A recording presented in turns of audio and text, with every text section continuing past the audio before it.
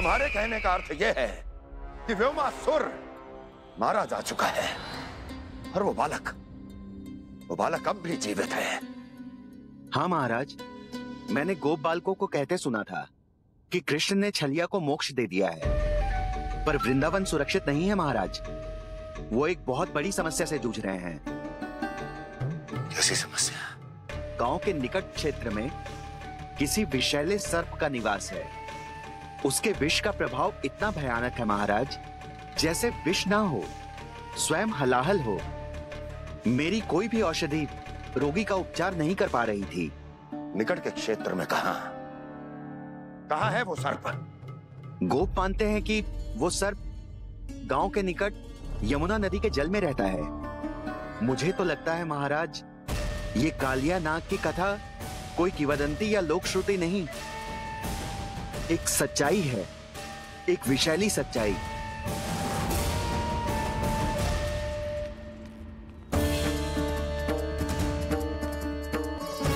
कालिया का सामना करने का समय आ गया है, पर उससे पहले मुझे बुलाना होगा उन्हें।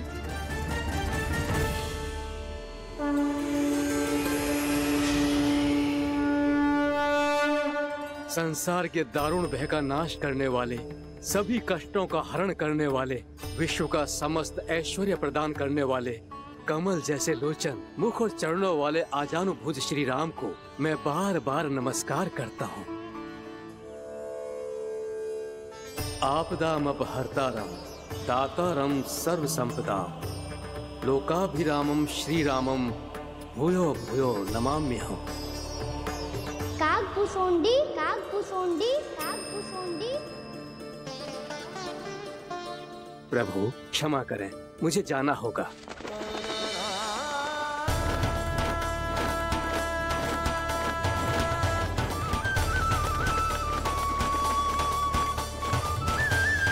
प्रणाम प्रभु।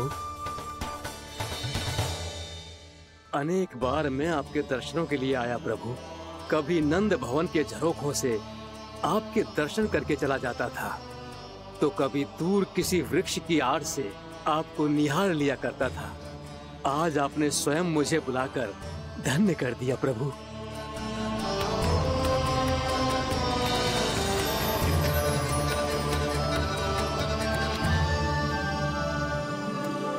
मैंने आपको यहाँ एक विशेष कारण से बुलाया है। आपके श्राप से इस कालिया नाग को मुक्त करने का समय आ गया है। ये तो बहुत ही उत्तम समाचार है प्रभु। इतने वर्ष बीत गए, मुझे आज भी स्मरण है वो दिन जब मैंने उन्हें श्राप दिया था। अपने क्रोध पर नियंत्रण खोकर बहुत बड़ी भूल कर दी थी मैंने प्रभु। बीती हुई घटनाओं पर दुखी होके कोई लाभ नहीं है। हमें भविष्य की ओर देखना होगा।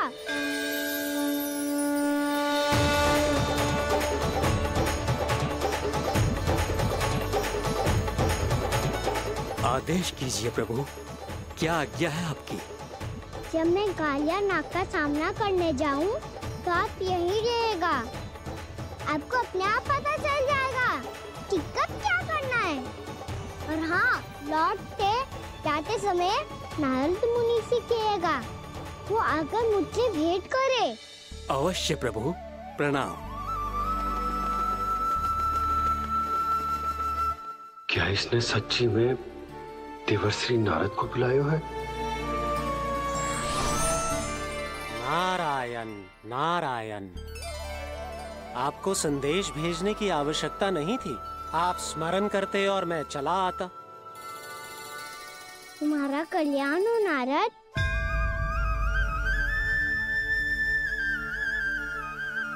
मैंने तुम्हें एक विशेष कार्य के लिए बुलाया है। आज्ञा दीजिए प्रभु। तुम्हें एक बार फिर कर्ण से भेंट करनी होगी। विचार कीजिए महाराज, क्या आप बिना किसी शंका के कह सकते हैं कि कौन सी पंखुड़ी पहली है और कौन सी आठवीं? उस दुष्ट से भेंट करना स्वयं कीचड़ में उतरने के समान है प्रभु। कमल पुष्प प्राप्त करना हो तो कीचड़ में उतरना पड़ता है नारद। आपका आदेश तो मैं स्वप्न में भी नहीं टाल सकता प्रभु। कंस कालिया नाग के बारे में जान गया है, पर वो उसका सामना करने का साहस नहीं कर पाएगा। मैं आतुर हूँ प्राप्ति, मूर्ख नहीं। मेरी बुद्धि फिर नहीं गई है। मैं स्वयं उस कालिया जैसे महाविषैले सर्प के सामने खड़ा हो जाऊं और अपने ही काल को आमंत्रित कर लूं। तो फिर अपने लाभ के लिए उसका प्रयोग करने का कोई और उपाय सोचिए स्वामी। कुछ ऐसा कीजिए कि यमुना नदी का पूरा जल विषैला हो जाए और वृंदावन वासी उसका उपयोग करे, और आपका काल कहलाने वाला वो बालक स्वयं काल के गाल में चला जाए। उत्तम उत्तम सुझाव है प्राप्ति। अब मुझे उस कालिया तक पहुंचने का मार्ग ढूंढना होगा। उसको विवश करने का कोई उपाय ढूंढना होगा, क्योंकि व्यक्तिगत रूप से उससे भेंट करना असंभव है।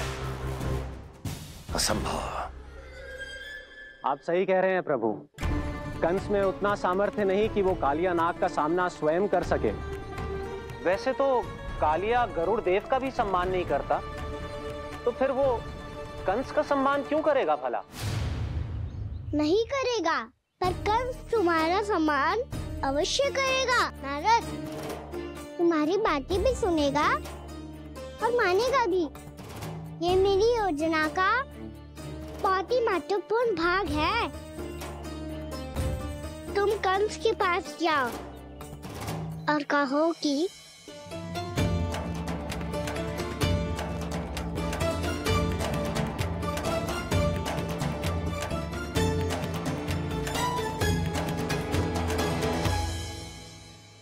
संतान अपने माता पिता को तीर्थ का सौभाग्य दिलाती, और मेरा लल्ला कितना महान है कि उसने हमारे घर को ही तीर्थ बना दिया। ऐसा तीर्थ जहां मेरी आंखों के सामने भक्त और भगवान का मिलन हो रहा है। जो आज्ञा प्रभु।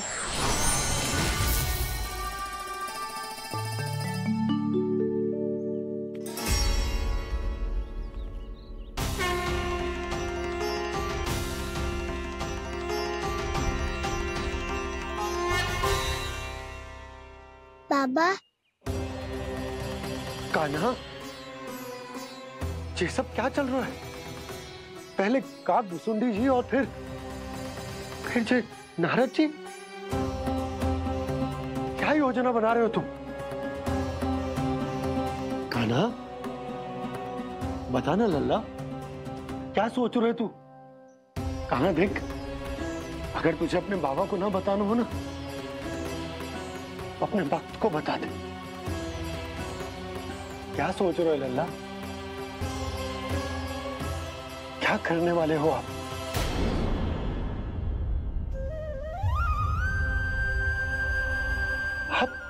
आप इतने दुखी क्यों हो? कान्हा, कान्हा, क्या होगा? क्योंकि मुझे आभास हो गया है बाबा, समय आने वाला है। कौन सा समय आने वाला है लल्ला? शीघ्र सब कुछ बदलने वाला है। भैया को मेरा सत्य पता चल जाएगा बाबा।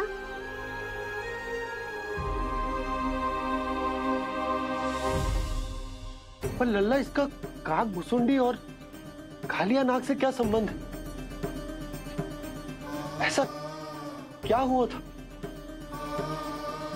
और क्या होने वाला है?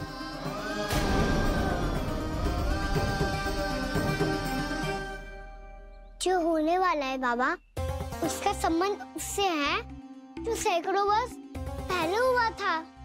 महर्षि भृगु के एक वंशज थे वेद शिरोमुनि, जो विंध्याचल की पहाड़ियों में साधना कर रहे थे।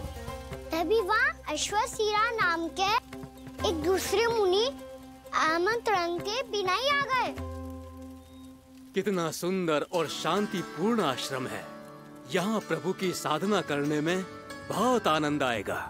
शीघ्र ही अश्वशिरा मुनि उपस्थिति के कारण होने वाले व्यवधान से बाध्य होकर वेदशिरा मुनि ने अपनी आंखें खोली। कौन हो तुम और यहाँ क्या कर रहे हो? आपके आश्रम में बहुत शांति है मुनिवर। साधना करने के लिए बहुत ही उत्तम स्थान है ये। मैं चाहता हूँ कि मैं भी यहाँ। आप यहाँ साधना करना चाहते हैं, लेकिन इतना भी नहीं जानते कि किसी के आश्रम में प्रवेश करने से पहले उसकी आज्ञा लेनी चाहिए। आप ये भी नहीं जानते कि यदि कोई यज्ञ कर रहा हो तो बिना अनुमति के वहाँ प्रवेश करने से उसकी यज्ञ साधना भंग हो सकती है। आप क्या साधना करेंगे मुनि? आप तो साधना के योग्य ही नहीं हैं। इतना अपमान! एक मुनि के मुख से इतने कड़वे शब्द शोभा नहीं देते। मैं तुम्हें श्राप देता हूँ, जितनी विषैली तुम्हारी जिह्वा है उतने ही विषैले सर्प बन जाओ तुम। और ऐसा सर्प जो सांस भी ले तो निकट का वातावरण दूषित हो जाए। तुम्हारे इस दुस्साहस के लिए मैं तुम्हें श्राप देता हूँ कि तुम अभी इसी क्षण कौवा बन जाओ, और ऐसा कौवा जो कांव कांव करके अनर्गल प्रलाप करता रहे।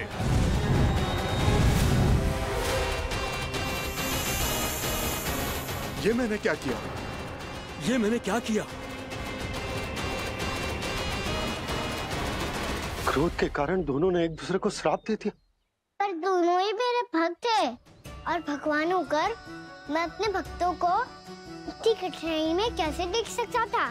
इसीलिए जिस संकट में उन दोनों ने अपने आप को फंसा लिया था, उसका समाधान करने में मैं उनके पास गया।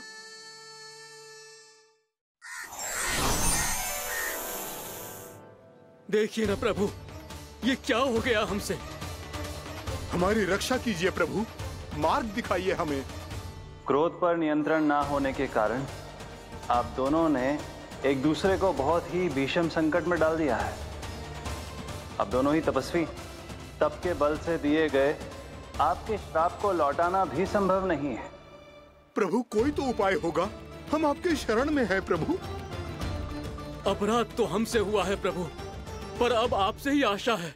कुछ ऐसा कीजिए भक्त वत्सल, जिससे हम दोनों के श्राप का प्रभाव कुछ कम हो जाए। आप दोनों ही मेरे भक्त हैं, इसलिए आपकी पीड़ा का निवारण करने का एक उपाय है मेरे पास। वेदशिरा मुनि, जब आप कालिया नाग बनेंगे तो आपको मेरे चरणों को अपने शीश पर धारण करने का सौभाग्य मिलेगा। और अश्रशिरा मुनि, आप काग योनि होने के बाद भी आप श्रेष्ठतम ज्ञान और सर्वाधिक यौगिक सिद्धियों के स्वामी होंगे और प्रवचन दिया करेंगे। इसके बाद अश्वशिरा मुनि काकभुसुंडी बन गए, जिन्होंने आगे चलकर स्वयं गरुड़ देव को रामायण सुनाई। और मुनि वेदशिरा महर्षि कश्यप और देवी कैत्रियों के पुत्र कालिया नाग बनकर जल में। और अब वही कालिया नाग जमराज में, जिनके कारण जानकी के प्राण लगभग चले ही गए थे। अब कालिया नाग को उचित स्थान पर भेजने का समय आ गया है बाबा। पर ये तो अच्छी बात है कान्हा, वेदशिरा मुनि को दिया हुआ तुम्हारा वचन भी पूरा हो जाएगा, जमुना जी की शुद्धि भी हो जाएगी। इस सब के बाद भी तुम दुखी क्यों हो? क्योंकि इसके बाद मैया के सामने मेरा रहस्य खुल जाएगा बाबा। उन्हें पता चल जाएगा कि उनका बालक कोई साधारण बालक ना है। भविष्य में जो होने वाला है उसे सबके सामने घटने से रोकना मेरे लिए भी संभव ना होगा। मैया को सब पता चल जाएगा। क्या पता चल जाएगा रे मुझे?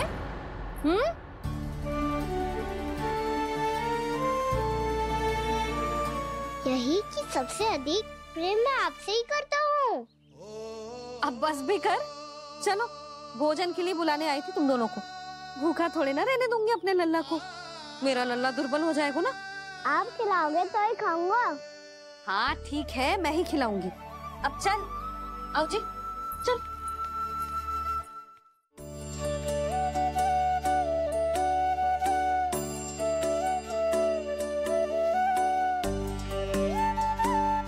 मैया खेलो ना मेरे साथ। मैया सुनो बात ना मानोगी? अभी बहुत कार्य पड़े लल्ला, देख जानकी को औषधि भी देने जानो है ना। औषधि मैं दे दूंगा, फिर तो खेलोगी ना आप मेरे साथ? पिछले कुछ दिनों से अपनी मैया का अधिक से अधिक प्रेम पाने का प्रयास करो है कान्हा। इसका तो एक ही अर्थ हो सकता कि कछु बहुत बड़ो होने वालो है। कान्हा रुक जा लल्ला। कान्हा क्यों तंग कर रहा है? मैया को पहन लेना। कान्हा, कान्हा, ये क्या करो तूने?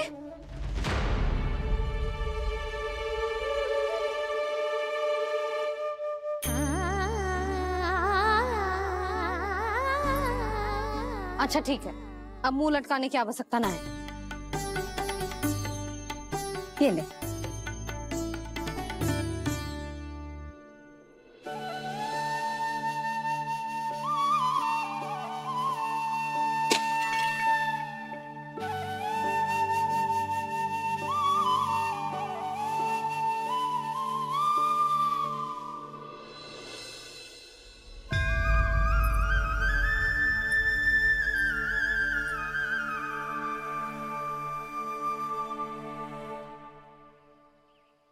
तंग करे मैया को खिजाए, खेले रूठे मनाए, लीला अनोखी करके शरारत, कान्हा दंड भी पाए।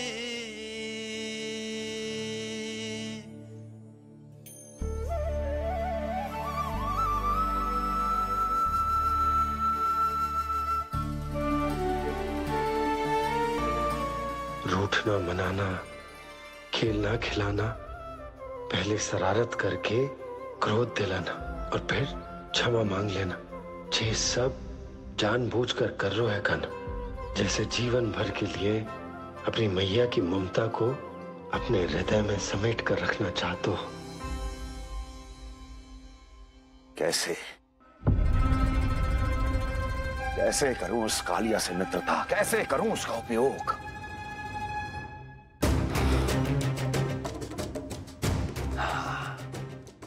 उस पर आक्रमण कर देता और उसे किसी ना किसी तरह से यह विश्वास दिला देता हूं कि यह आक्रमण उस विष्णु अवतार ने किया है।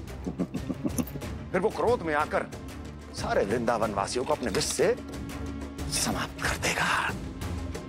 उचित है, ये उचित है। नारायण हरि, नारायण हरि।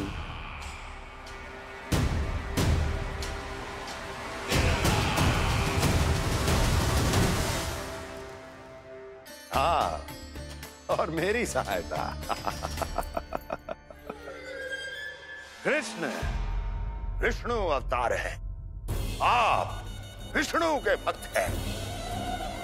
मैं हूं विष्णु द्रोही, फिर भी तो आपके आराध्य को हानि पहुंचाना चाहता है, उसकी सहायता करना चाहते हैं आप। क्या आप निश्चित रूप से कह सकते हैं कि आप ब्रह्मांड के सभी नियमों को अच्छी तरह समझते हैं? अवश्य। आपके लिए बस इतना ही जानना पर्याप्त होगा कि मैं जो कुछ भी कर रहा हूं उसके लिए मेरे व्यक्तिगत कारण हैं। मैं तो बस आपके हित में पिछली बार की तरह एक सुझाव लेके आया था, पर यदि आप मेरा सुझाव सुनना भी नहीं चाहते तो आपकी इच्छा। नारायण हरि, नारायण हरि। कारण चाहे जो हो, इनके पिछले सुझाव के कारण ही आज मेरे शत्रुओं की संख्या कम है। अन्यथा मैं देवकी के अन्य पुत्रों को भी जीवित छोड़ देता, और आज वो सब अपने भाई के साथ मिलकर उसकी शक्ति को अनेक गुणा बढ़ा देते। ठहरिए देव ऋषि।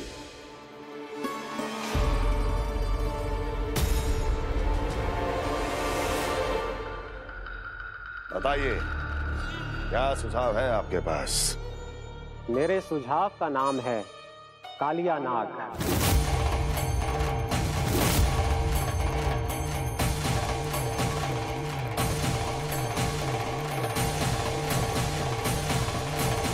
उसके विषय में मैं जानता हूं देवर्षि। उस समस्या ये है कि मैं स्वयं उससे मिलने नहीं जा सकता, उससे भेंट नहीं कर सकता। उस कृष्ण की हत्या के लिए उसको वृंदावन जाने के लिए तैयार नहीं कर सकता। तो मत जाइए उसके सामने और ना उसे भेजिए कृष्ण के सामने। हर बार आप किसी न किसी असुर को अपने शत्रु के क्षेत्र में भेजते हैं, जहां शत्रु उसका सामना करने के लिए पूरी तरह से तैयार होता है और आपका असुर मारा जाता है। इस बार शत्रु को युद्ध स्थल चुनने का अवसर मत दीजिए महाराज। इस बार योजना का जाल ऐसे बुनिए कि कृष्ण स्वयं उसके पास जाने के लिए विवश हो जाए। कालिया नाग स्वयं काल है, मृत्यु का दूसरा नाम है। उसके विष का उपयोग अपने लाभ के लिए कीजिए महाराज। वैसे कालिया के विष की अधिकता का अनुमान तो होगा ही आपको।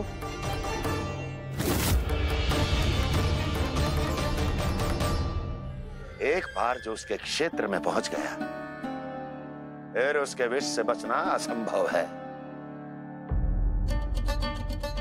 उचित सुझाव है देवर्षि, उचित सुझाव है। देवर्षि, उस छलिया विष्णु की भक्ति करते करते आप भी उसके रंग ढंग सीख गए हैं। उचित है, उचित है।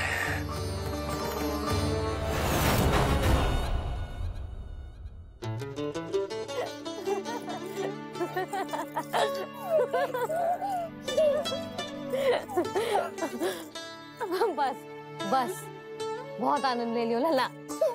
बस अब दूध पी ले। ठहर ठहर, गर्म है। जी ले पी।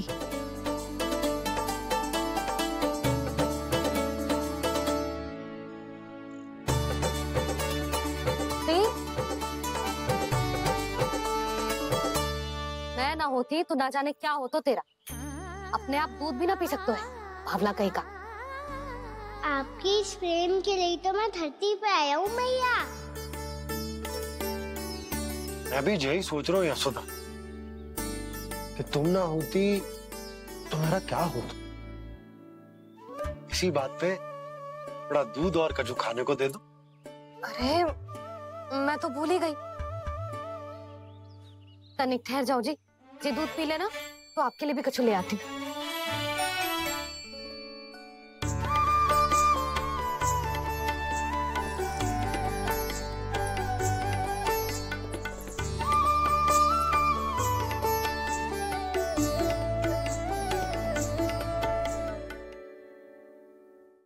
प्रणाम महाराज। आपकी आज्ञा के अनुसार बिल्कुल वैसा ही पत्र तैयार किया है जैसा आप चाहते थे।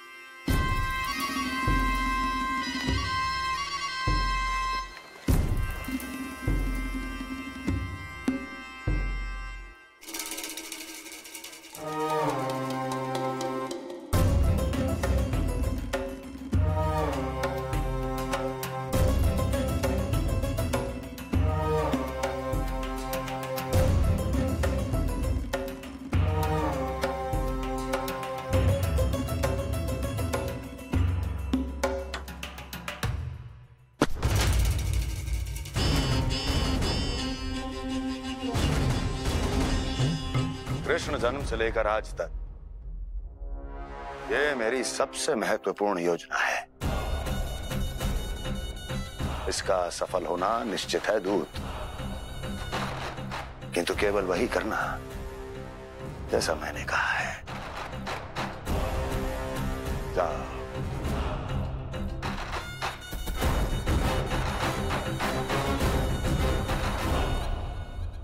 कान्हा,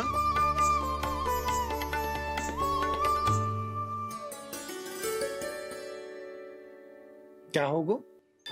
बाबा मैं चाहता हूँ कि मैया की ममता क्रिस्टल फ्रेम की वर्षा मुझ पे सरते ऐसे होते रहे। वो तो होती रहेगी लल्ला। अपने लल्ला के लिए किसी मैया का प्रेम कभी कम हो सकता है भला? नंदराज, वो मथुरा से एक दूत आयो है महाराज कंस का राजपत्र लेके।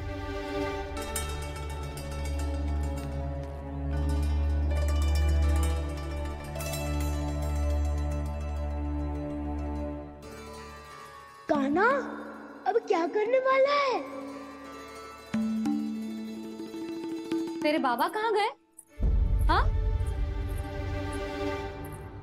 कंस मामा का खेल आरंभ हो गया है, पर मैया वो सब सुनेगी तो व्यर्थ ही चिंतित हो जाएगी। बस थोड़ा बाहर गया मैया, कछु खाइए से। बाहर इस समय? मैया क्या होगा? मैया देखो ना, पीठ पे कछु हो रहा है। मेरा हाथ ना पकड़ो, आप करो ना। दिखा यहाँ। क्षमा करना मैया, पर अभी बाबा को ही संभालने दो ये सब। कहिए, क्या संदेश लाए हैं आप? नहीं नंदराज, नहीं। महाराज, कंस का आदेश है कि ये संदेश सभी गांव वालों के साथ ही पढ़ा जाए। ठीक है, मैं गांव वालों के सामने पढ़ दूंगा, पर मुझे तो दीजिए पढ़ने के लिए। महाराज की आज्ञा का पालन करना आपके लिए भी आवश्यक है नंदराज। सभी गांव वासियों की सभा बुलाइए। बंसी, सभी गांव वालों की सभा बुलाओ। राजपत्र में ऐसा क्या संदेश भेजो है कंस ने? अब मेरे पत्र को पढ़कर सब भौचक के रह जाएंगे। और वो कृष्ण, उस कृष्ण के पांव के नीचे से तो भूमि खिसक जाएगी, आकाश फट पड़ेगा, बिजलियां गिर जाएंगी। प्राप्ति, ओ प्राप्ति, कंस का पत्र। स्वयं को बहुत अधिक शक्तिशाली समझता है ना वो। अब देखता हूं कैसे वो इस महासंकट का सामना करता है। वो कृष्ण, वो अपनी मृत्यु स्वयं चुनेगा या मृत्यु की वेदी पर चढ़ा देगा प्रिय वृंदावन वासियों को।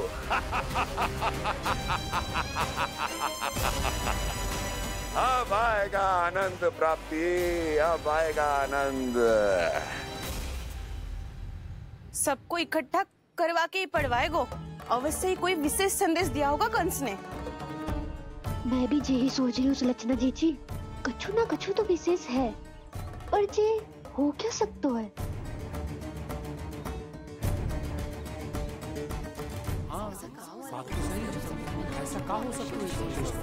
सभी गांव वासियों के सामने कहा जाए, कछु तो विशेष अवश्य लग रहा है। बाहर तक कोलाहल क्यों हो रहा है? मैया, मैया, अब क्या होगा? मैया देखो ना, सर पे कछु हो रहा है। लल्ला, नारायण ने तुझे हाथ दिए हैं ना? पीठ की बात अन्य थी। अपने सिर की सेवा स्वयं कर। सर पे तो हाथ पहुंच रहा है ना?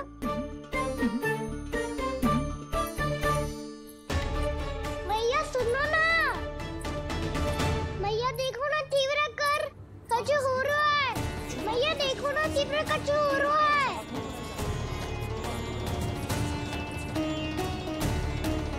सब लोग आ चुके हैं, अपना संदेश सुनाइए आप।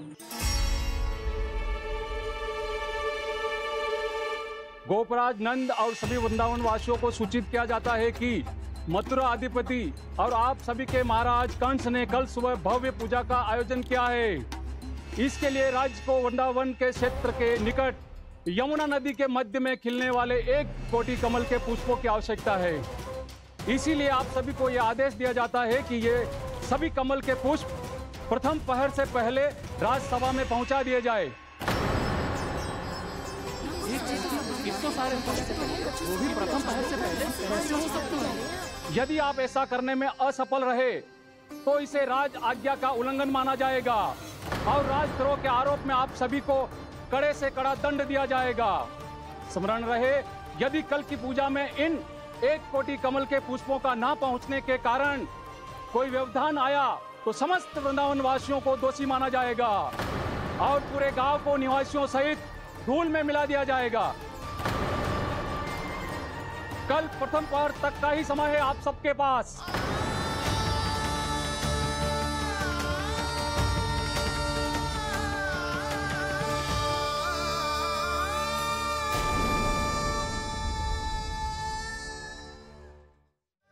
1 कोटि कमल पुष्प, वो भी कल प्रथम प्रहर में? ऐसे कैसे संभव है? और कोई साधारण पुष्प ना, यमुना नदी के मध्य खिलने वाले विशेष कमल के फूल चाहिए उन्हें। लेकिन यमुना नदी में तो कालिया नाग ने विष घोल के रखा है, तो फिर कैसे हो पाएगा? यह संभव है। हमारी मृत्यु का संदेश भेजा राजा कंस ने। सदैव की भांति इस समस्या पर भी गांव के बड़े ही विचार करेंगे। बालकों का यहाँ होना उचित ना है।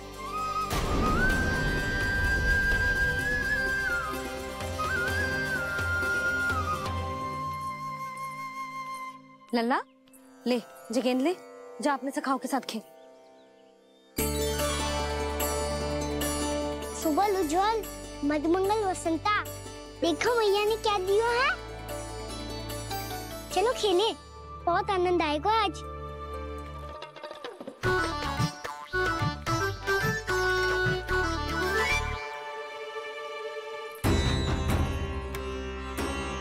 भानु, बंसी, जाओ और शीघ्र ही वो घेरे का कार्य समाप्त करो।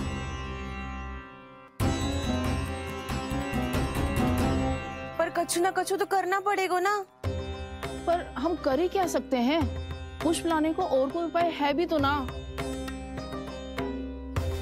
मैं चला जाऊंगा जमुना जी में। वैसे भी मेरे जीवन के कितने दिन शेष बचे हैं। गांव के लिए, समाज के लिए कुछ करके मरूं, तभी तो शांति मिलेगी।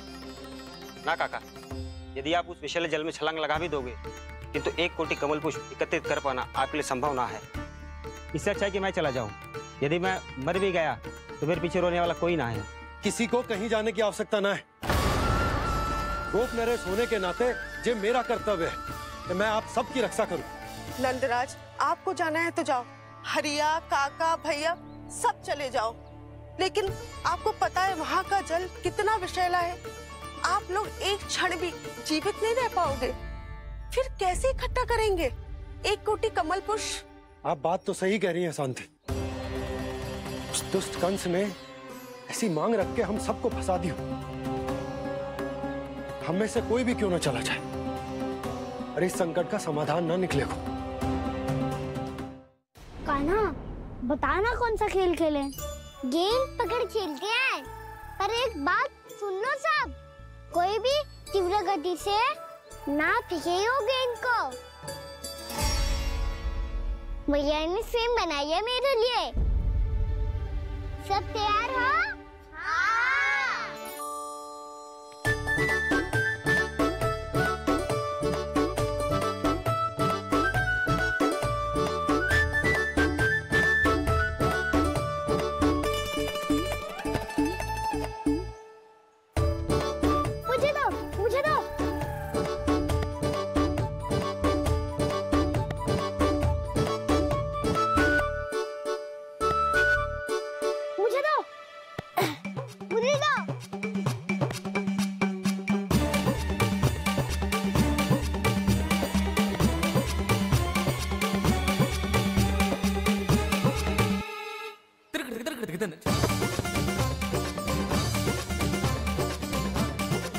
कान्हा, इतनी धीरे से फेंकेगो तो कैसे आनंद आएगो?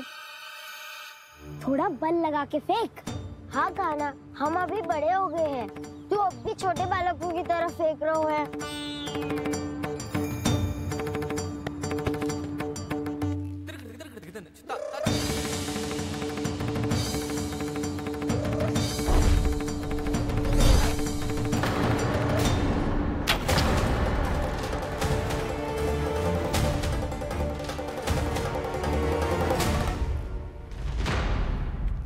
दीदी, ये क्या करो कान्हा? गेंद तो डूब गई।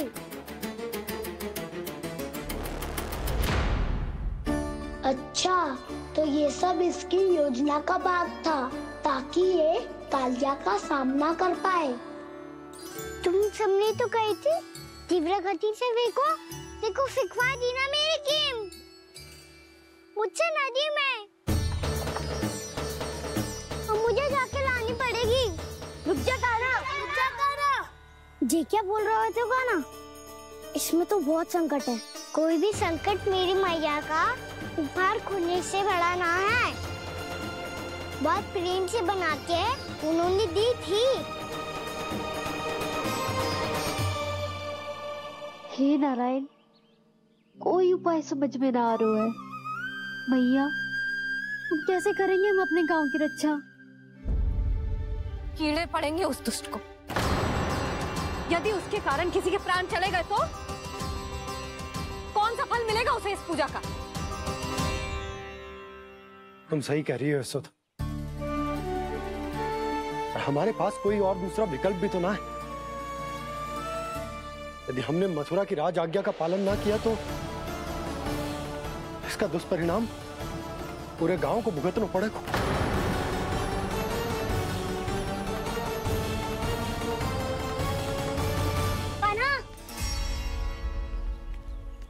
हमें पता है कि तू भगवान है, दिव्य है, बहुत शक्ति है तुझमें, पर फिर भी हम तुझे विषैले जल में ना जाने दे सकते। कुछ होगा तो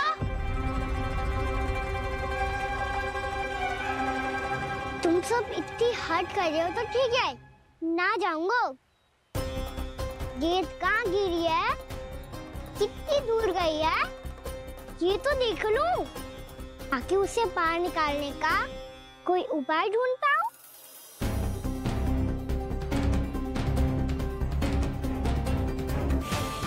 हाँ।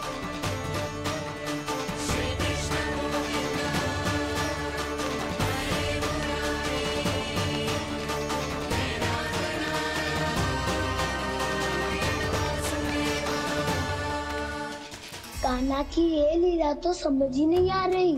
पहले इसने देवश्री नारद को मथुरा जाकर कंस को भड़काने के लिए कहा, फिर स्वयं ही दुखी भी हो गया कि अब इसका रहस्य सबके सामने खुल जाएगा। और अभी स्वयं ही तो इसने कहा था कि गेट बहुत महत्वपूर्ण है, फिर स्वयं ही उसे नदी के विषैले जल में फेंक दिया।